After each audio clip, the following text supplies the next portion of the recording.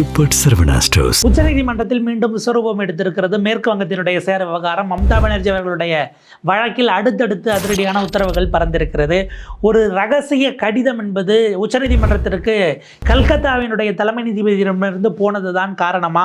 3 மாநிலங்களிலிருந்து நீதிபதிகளை மேற்கு வங்கத்துக்கு உடனடியாக அனுப்புங்கள், எஸ்ஐஆர் பணிகளை முடிச்சாகணும். மம்தா பானர்ஜிக்கும் இந்த பக்கம் ஞானேஷ்குமாருக்கும் இடையிலான அந்த நம்பிக்கையின்மையை எப்படியாவது தீர்த்து வைக்கணும் அப்படின்னு ஒரு மாநிலம் 2 மாநிலம் அல்ல 3 மாநிலங்களிலிருந்து நீதிபதிகளை உடனடியாக மேற்கு வங்கத்திற்கு வரைய சொல்லி உத்தரவிட்டிருக்கிறது உச்சநீதிமன்றம். என்ன நடந்தது? எதை நோக்கி பயணிக்கிறது மேற்கு வங்கத்தினுடைய எஸ்ஐஆர்? தீர்வுக்கு வருமா? மம்தா பானர்ஜி மற்றும் ஞானேஷ்குமார் இடையிலான இந்த அரசியல் ரீதியிலான நிர்வாக சிக்கல் மோதல் என்பதை விரிவாக அலசுகிறது இந்த செய்தி தொகுப்பு. உச்சநீதிமன்றத்திற்கு கொல்கத்தாவினுடைய தலைமை நீதிபதி எழுதிய ஒரு முக்கியமான கடிதம் என்பது வெளியாகி இருக்கிறது. இந்த கடிதத்தை அடிப்படையாக வைத்து உச்சநீதிமன்றம் ஒரு பரபரப்பான உத்தரவையும் பெற்றிருக்கிறது. என்ன அந்த கடிதத்தில் குறிப்பிடப்பட்டது? என்ன செய்தி? என்ன டெவலப்மெண்ட்ஸ்? லைவ்ல ரிப்போர்ட் ஆயிருக்கு. West Bengal SIR will take 80 days with only Bengal judges. Supreme Court allows deployment of judges from Odisha and Jharkhand என்கிற செய்தியை பார்க்கிறோம். Mamata Banerjee SIR, west Bengal, supreme court எல்லாரினுடைய புகைப்படமும் வைத்ததாக அது இருக்கிறது. என்ன நடந்தது? நேற்றைக்கு உச்சநீதிமன்ற தலைமை நீதிபதி CJI சூரியகாந்த் அவர்களுக்கு ஒரு கடிதம் என்பது வந்திருக்கிறது. கொல்கத்தாவினுடைய தலைமை நீதிபதி இமீடியட்டாக அந்த கடிதம் எழுதியிருக்கிறார். போன வாரம் ஒரு மிக முக்கியமான தீர்ப்பை உச்சநீதிமன்றம் இடைக்கால உத்தரவை கொடுத்தது. மம்தா பானர்ஜியும் ஞானேஷ்குமார் இவங்க 2 பேருமே ஒரு முடிவுக்கு வரமாட்டேங்கிறாங்க. இவங்க 2 பேரும் சமாதானம் ஆயிடுவாங்க, மேற்கு வங்கத்தில் எல்லாம் சுமூகமாக எஸ்ஐஆர் நடக்கும்னு பார்த்தா இவருக்கு அவர் மீது நம்பிக்கை இல்லை. யாருக்கு? முதலமைச்சராக இருக்கக்கூடியவர் ஸ்டேட்டில் இருந்து தான் அவங்க தேர்தல் ஆணையத்துக்கு வேலை செய்ய ஆளை கொடுக்கணும். அவங்களுக்கு ஞானேஷ்குமார் தலைமை தேர்தல் ஆணையர் மேலே நம்பிக்கை இல்லை.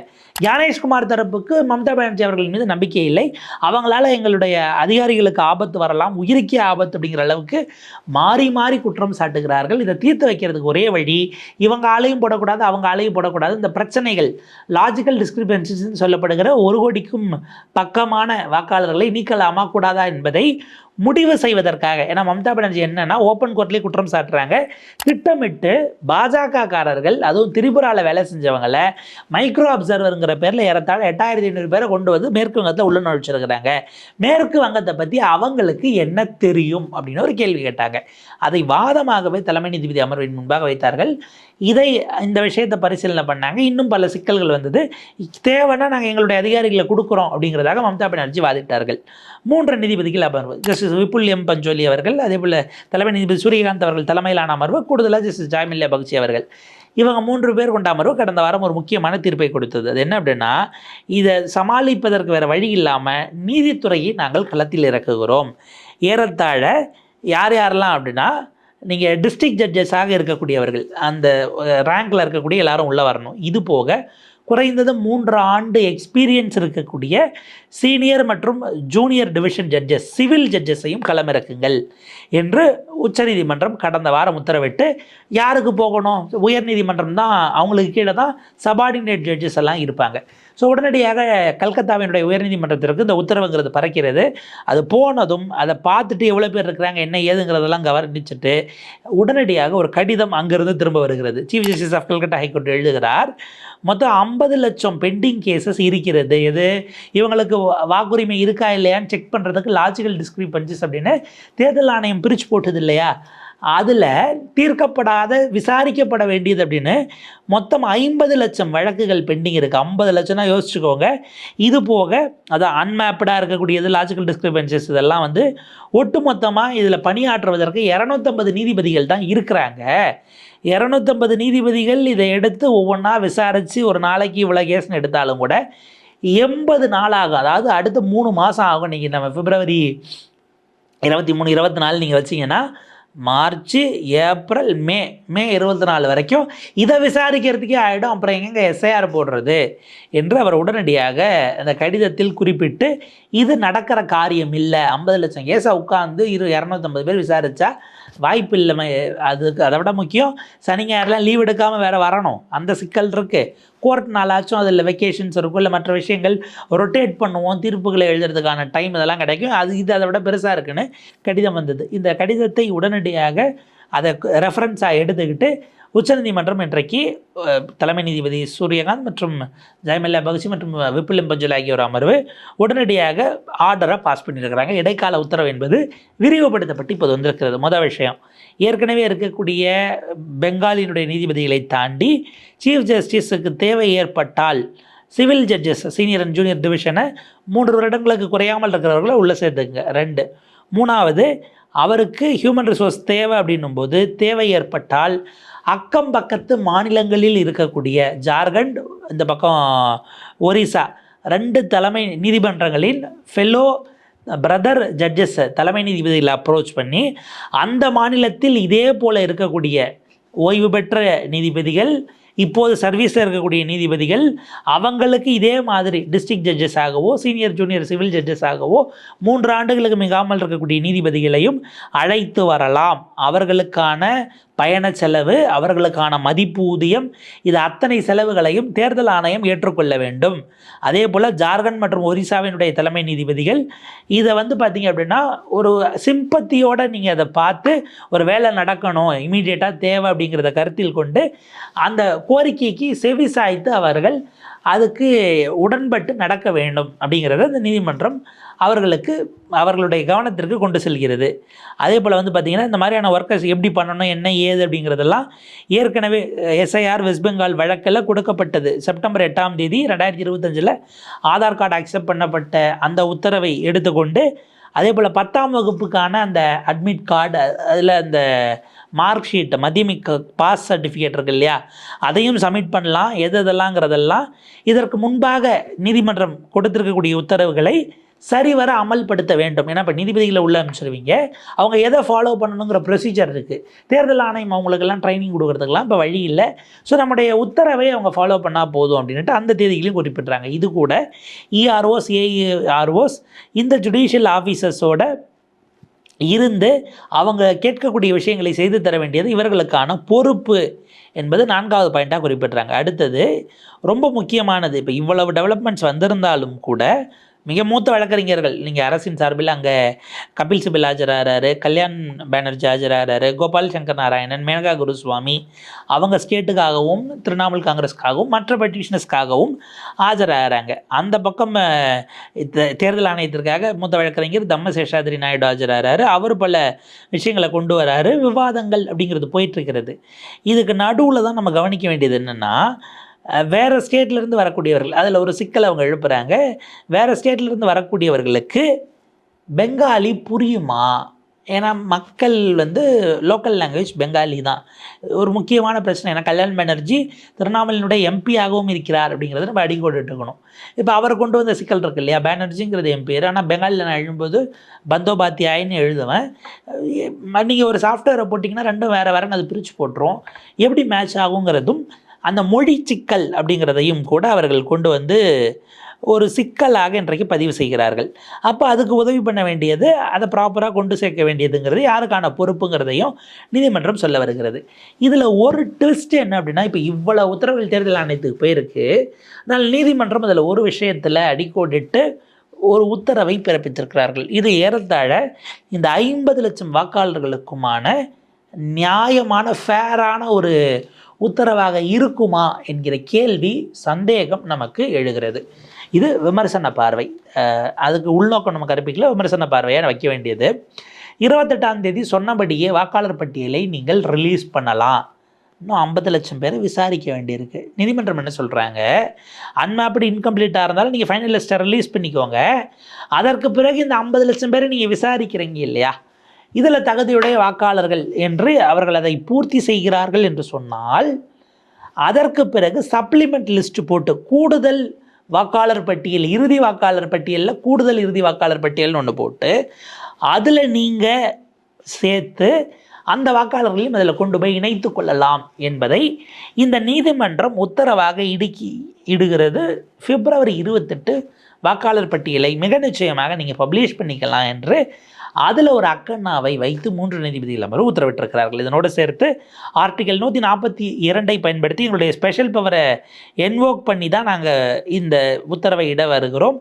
சப்ளிமெண்ட் லிஸ்ட்டை வந்து பார்த்திங்கன்னா ஃபைனல் லிஸ்ட்டோட அங்கமாக கருத வேண்டும். நீங்கள் இதெல்லாம் நடத்தி முடித்து ஒரு 10 நாள் கழித்து வந்தாலும் இது அதனோட சேர்த்து ஒரே லிஸ்ட்டாக தான் பார்க்கணுமே தவிர அதை தனி லிஸ்ட்டாக கருதக்கூடாது. ஆர்டிகல் 142 இன்வோக் பண்ணி இரண்டையும் இணைத்து பார்க்க வேண்டும் என்கிற உத்தரவை நாங்கள் இட தயாராக இருக்கிறோம்னு உச்சநீதிமன்றம் தனக்கு இருக்கக்கூடிய இந்த சுப்ரீம் பவராக கருதப்படுகிற ஆர்டிகல் 142 இன்வோக் பண்ணி மேற்கு வங்கத்தினுடைய மம்தா பானர்ஜி அவர்களுடைய வழக்கும் சரி, மம்தா பானர்ஜிக்கு முன்பாக இந்த வழக்கை போட்டது கம்யூனிஸ்ட் கட்சியின் சார்பாகத்தான் முஸ்தாரி பானு அவர்கள் இந்த வழக்கை தொடுத்திருந்தாங்க. அது 2025 தொடுக்கப்பட்ட வழக்கு. ஆக்சுவலாக அவங்க one of the early petitioners அப்படிங்கிறதையும் பார்க்கணும். அதே போல் ஜாய் கோஸ்வாமி அப்படிங்கிறவருடைய வழக்கு, அதற்கு பிறகு மம்தா பானர்ஜி, பிறகு சனாதனி சங்சத் அப்படிங்கிற ஒரு அமைப்பின் சார்பாகவும் ஒரு பெட்டிஷன் போடப்பட்டிருக்கு. அது 25 போடப்பட்டது.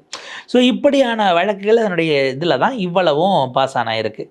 இது ஒரு வகையில் பார்க்கும்போது திரிணாமுல் காங்கிரஸ் கட்சிக்கான வெற்றின்னு அவங்க கொண்டாடினாலும் இன்னொரு பக்கம் நீதிபதிகள்லாம் உள்ளே வராங்க. நீங்கள் பெரிய அளவுக்கு இதில் குழப்பங்கள் செய்வது, இந்த வேலைகள் செய்ய முடியாது. தேர்தல் ஆணையத்தின் தரப்பிலேயே அல்லது பிஎல்ஓக்கள் இல்லை அவங்க ரிப்போர்ட் பண்ணக்கூடிய இஆர்ஓஸாக இருக்கிறவங்க, ஏஐஇஆர்ஓஸாக இருக்கிறவங்க, இவங்க குழப்பம்னு நினச்சாலும் நீதிபதிகள் அதை கண்டுபிடிச்சிடுவாங்க. இல்லை அவங்க கேள்வி கேட்பாங்க. நீங்கள் ஏனோ தானோன்னு ஒரு விஷயத்தை பெரிய அளவுக்கு குட்டையை குழப்பி விட முடியாது என்பது ஒரு செக் பாயிண்ட்டாக கருதப்படுகிறது. ஒன்று. இரண்டாவது, இந்த 10 நாட்கள் அதுக்கு மேலே டைம் எடுக்குது அப்படின்னா நீங்கள் இவ்வளவு நீதிபதிகள் ஒரு ஸ்டேட்லேருந்து, பெங்காலுங்கிறது மிகப்பெரிய மாநிலம், உங்களுக்கு இந்த 250 போக சிவில் ஜட்ஜஸ் எவ்வளோ வராங்கிறத பொறுத்து மற்ற 2 மாநிலங்கள், ஜார்க்கண்டுங்கிறது பீகார்லேருந்து பிரிந்த மாநிலம் தான், ஒரிஷா ஓரளவுக்கு பெரிய மாநிலம் நீங்கள் எடுத்திங்கனாலும் இதிலேருந்து வரக்கூடியது போதுமானதாக இருக்கா? அது முடிய போஸ். ஃபார் எக்ஸாம்பிள் இன்னும் 1 மாத காலம் எடுக்கிறதுன்னு வச்சுக்கோங்க. நீங்கள் 3 மாதம் அப்படிங்கிறது 2.5 மாதத்தை குறைச்சி 2 ஸ்டேட்லேருந்து எடுக்கிறீங்க. 1.5 மாதம் அப்படின்னா 45 நாட்கள் எல்லா லாஜிக்கல் டிஸ்கிரிமினன்ஸ் ஹியரிங்கும் முடிஞ்ச பிறகு சப்ளிமெண்ட் லிஸ்ட் வரணும். வந்த பிறகு தான் இணைக்க முடியும். அப்படி என்றால் முதல் கட்டத்தில் மேற்கு வங்கத்தில் தேர்தல் நடத்த முடியாத சூழல் உருவாகும் அப்படிங்கிறத நம்ம அடிக்கோடிட்டு பார்க்க வேண்டி வருது. அப்படி என்றால் தேர்தல் தள்ளி போகிறதா? இல்லை மேற்கு வங்கத்துக்கு கடைசி ஃபேஸஸில் ஒரு 3-4 ஃபேஸஸில் சேர்த்து வச்சுக்கலாம். ஏன்னா இப்போ 6 கட்டமாக போகிறதா இல்லை 5 கட்டம் என்ன மாதிரி திட்டம் பண்ணுறாங்கிறத பொறுத்து இப்போ மேற்கு வங்கத்தில் தேர்தல் தள்ளி போவதற்கான எல்லா சாத்தியக்கூறுகளும் ஒருங்கிணைந்து வந்திருக்கிறது.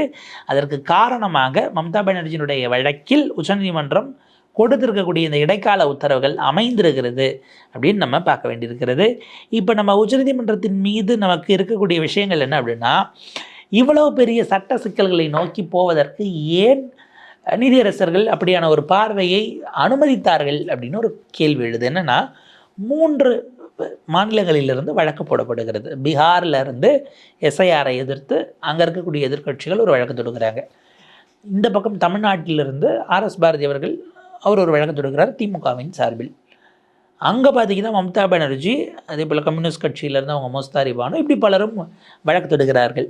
3மே அந்தந்த மாநிலங்களில் எஸ்ஐஆரில் இருக்கக்கூடிய குளறுபடிகளை கொஸ்டின் பண்ணக்கூடியது. இது போக எஸ்ஐஆரை நடத்துவதற்கு தேர்தல் ஆணையத்திற்கு இந்திய அரசமைப்பு சட்டத்தின்படி வேலிடேஷன் இருக்கிறதா?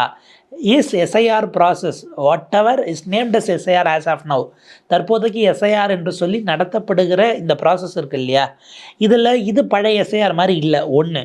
ரெண்டாவது, பழைய எஸ்ஐஆருக்கும் இதுக்கும் இவ்வளோ வேறுபாடு இருக்கிறதுனால இதை செய்வதற்கான அதிகாரம், எஸ்ஐஆர் பண்ண அதிகாரம் இருக்குது. நீங்கள் இப்போ பண்ணுறது எஸ்ஐஆரான்னு முதல் கேள்வி. இப்போ செய்கிறதுக்கு எஸ்ஐஆர்னு பேர் வச்சாலும் அதை செய்ய அதிகாரம் இருக்காங்கிறது ரெண்டாவது கேள்வி.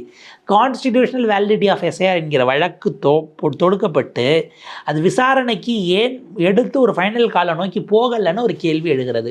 ஒருவேளை நீதிபதிகள் அந்த வழக்கை விசாரித்து, இந்த ஏறத்தாழ 7 மாதம் போயிருக்கு, 2 மாதத்தில் இதை விசாரித்து நடத்துவதற்கே அதிகாரம் இல்லைன்னு இதை ரத்து செய்திருந்தால் இவ்வளவு பெரிய பொருட்செலவு, இவ்வளவு பெரிய சிக்கல்கள், இவ்வளவு பெரிய குழப்பம், இது எல்லாவற்றையும் செய்வதற்கான வாய்ப்புகளே இல்லாமல் போயிருந்திருக்கும்.